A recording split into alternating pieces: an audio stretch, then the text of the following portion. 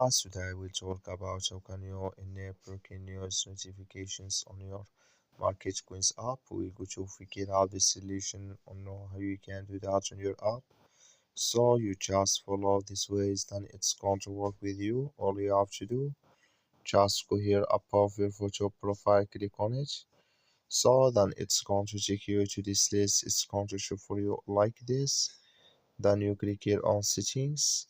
Then you come to next CPR. Then all you have to do now, just click on push notifications here.